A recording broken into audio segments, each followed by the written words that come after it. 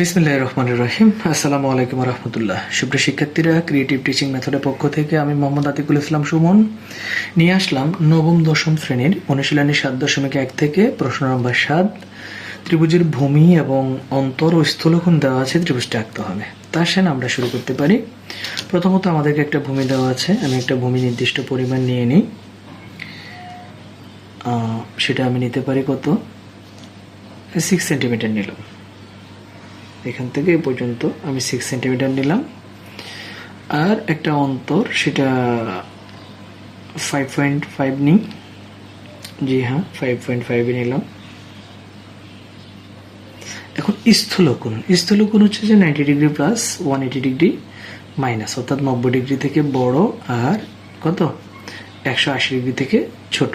তাহলে আমরা জানি যে কি কম্পাসের সাহায্যে আমরা 90 ডিগ্রি থেকে বড় 180 থেকে ছোট 120 ডিগ্রি কোণ কিন্তু আমরা সহজে আঁকতে পারবো।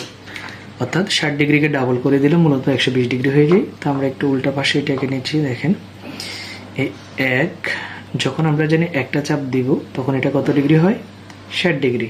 আর যখন আমি আরও একটা চাপ দিব তখন এটা কত ডিগ্রি হয়, 60-এর ডাবল 120 ডিগ্রি। তাহলে হয়ে গেল আমার স্থূলকোণ 90 ডিগ্রি থেকে বড় এবং 180 ডিগ্রি থেকে ছোট। আশা করি আমার শিক্ষার্থীরা এটা বুঝতে পেরেছে। আমি 120 ডিগ্রি কোণ পেয়ে গেলাম এখানে।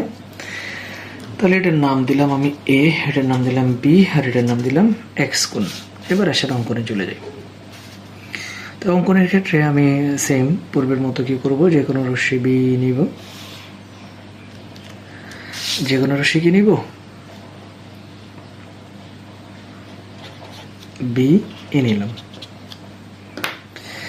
বি থেকে আমি কি করব, আমার যেই মেজারমেন্টটা আছে প্রথমত বাহুর দৈর্ঘ্য, সেটা আমি কেটে নিব এ। দেখা যাচ্ছে, আশা করি আমার শিক্ষার্থীদের এটা স্পষ্ট। আমি বি বিন্দু থেকে কত ডিগ্রি, এ সমান করে আমি বিসি কেটে নিলাম। এখন বিসির বি বিন্দুতে আমি 120 ডিগ্রি কোণটা আঁকবো, মানে আমার এক্স কোণটা আঁকবো 120 ডিগ্রি। এই হচ্ছে এই আমার 120 ডিগ্রি কানেক্ট করে দিলাম এই, এবং সাইড মেজারমেন্টটা নিব আমি।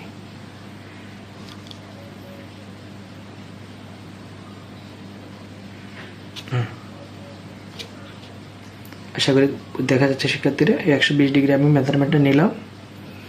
নেওয়ার পরে আমি সেটা এখানে কপি পেস্ট করব। কোণের সমান কোণ আমরা আঁকতে পারি সবাই। তাহলে আমার 120 ডিগ্রি কোণ আঁকা হয়ে গেল। আমি এবং এটাকে বর্ধিত করে দেবো, নিচের দিকে আঁকবো এবং নিচের দিকে কি করব, বর্ধিত করব। নামকরণ করতে পারি, এটার নাম দিতে পারি পি, আর এটার নাম দিতে পারি কিউ। আশা করি কোনো প্রবলেম হয়নি বুঝতে। এবং সি কিউ থেকে আমি এবার বি এর সমান করে কেটে নিব আমার ওই অন্তরটা। আশা করি দেখা যাচ্ছে স্পষ্ট। আমরা অন্তরটা কি করব, নিচের দিকে কেটে নেব। তো আসেন, অন্তর সি থেকে আমরা নিচের দিকে অন্তরটা কেটে নিচ্ছি, কেটে নিলাম। এবং এটার নাম দিলাম কি, আমি ডি নাম দিলাম, যেটার নাম দিলাম ডি। এবং বিডি যোগ করব, বি আর ডি কি করব, যোগ করব। কানেক্ট করে দিব বি আর ডি, এ বিডি কানেক্ট করে দিলাম। সর্বশেষ কাজ যেটা, সেটা হচ্ছে যে ডি কোণের সমান আমি এখন বি বিন্দুতে একটা কোণ আঁকবো। এই যে ডি কোণের সমান আমি এই বি বিন্দুতে কোণ আঁকবো। কোণের সমান কোণ আমরা সবাই জানি, প্রথম চাপটা ইচ্ছা মতো, আর দ্বিতীয় যে চাপটা সেটা প্রথমটার মতো দিতে হবে। এরপর ব্যাসার্ধটা সাইডটা কেটে নিলাম। এইখান থেকে এই হয়ে গেল। এবার যোগ করে দেওয়ার পর্ব।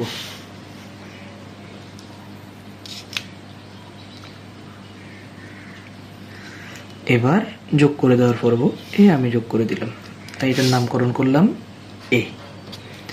তাহলে এবিসি আমাদের উদ্দিষ্ট ত্রিভুজ। দেখা যাক, আমরা বর্ণনাটা আরেকবার করে দিচ্ছি। বি থেকে এর সমান করে বিসি কেটে নিয়েছিলাম। সি বিন্দুতে এক্স কোণের সমান করে আমরা বিসিপি কোণ এঁকেছি। সি কে আবার কিউ পর্যন্ত নিচের দিকে বর্ধিত করেছি। সি কিউ থেকে বি এর সমান করে সিডি কেটে নিয়েছি, বিডি যোগ করেছি। এখন ডি কোণের সমান বি বিন্দুতে কোণ এঁকেছি, নাম কি ডিবি এ কোণ।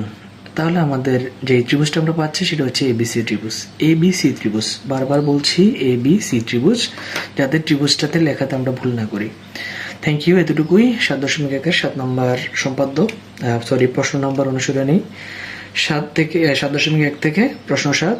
আশা করি আমার শিক্ষার্থীরা বুঝতে পেরেছে। পরবর্তী ক্লাস পর্যন্ত অপেক্ষায় থাকবেন। আল্লাহ হাফেজ। আসসালামু আলাইকুম রহমতুল্লাহ।